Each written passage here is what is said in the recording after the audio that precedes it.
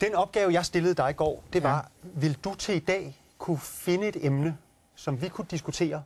For vi sidder jo også her, 2 tv-værter. Og skal have lidt filion-gong-gong. Et emne, som vi kunne diskutere, som kunne få os op på... På den store klinge. Ja. Det har virkelig været et hovedbrud for mig i løbet af dagen.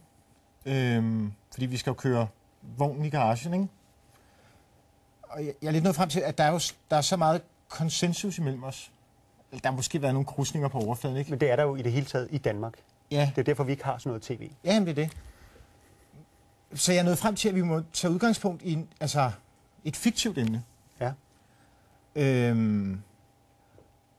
Og før vi kaster os ud i det, synes jeg, det er vigtigt at understrege, at vi kan risikere at slå noget i stykker, der ikke kan repareres.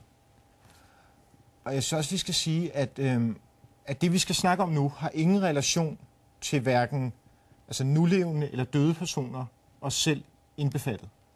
Okay. Det er 100% fiktion. Okay? Hvad er emnet? Det, jeg tænker, vi skal snakke om, det er, at vores statsminister, Anders Fogh Rasmussen, er bøsse. Nej, hvorfor skal vi snakke om det? Det der er et oplagt emne. Men hvorfor?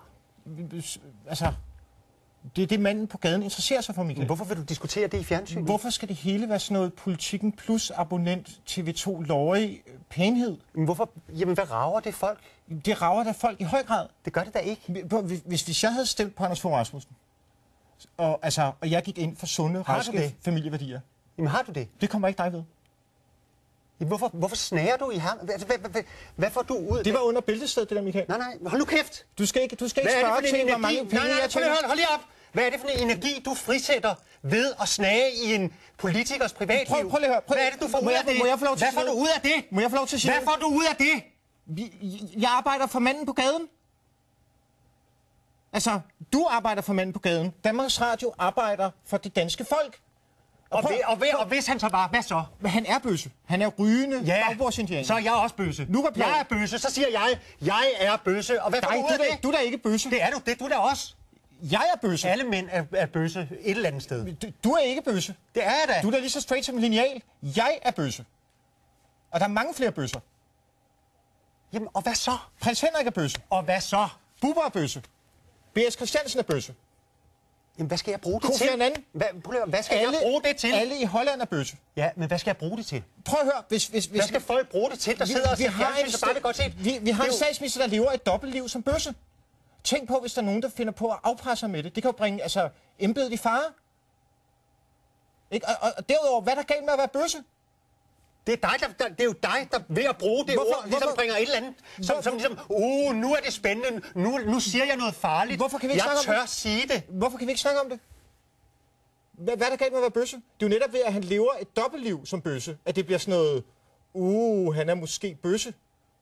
Ikke? Men han er jo bøsse, så hvorfor kan vi ikke få det ud i det åbne? Han er bøsse! Bøsse! Det er han jo. Se på Guantanamo. Det er det er jo et Club Med for SM torturbøsser. Har du hørt Anders Fogh Rasmussen sige noget om det? Han elsker det. Han elsker det. Nu holder du kæft. Du holder kæft. Nej, du holder kæft. Du holder kæft. Du holder kæft nu. Det er jo faktisk ikke så svært at lave den slags tv. Nej, det er det ikke. Det er meget taknemmeligt. Skal vi slutte lejen? Ja.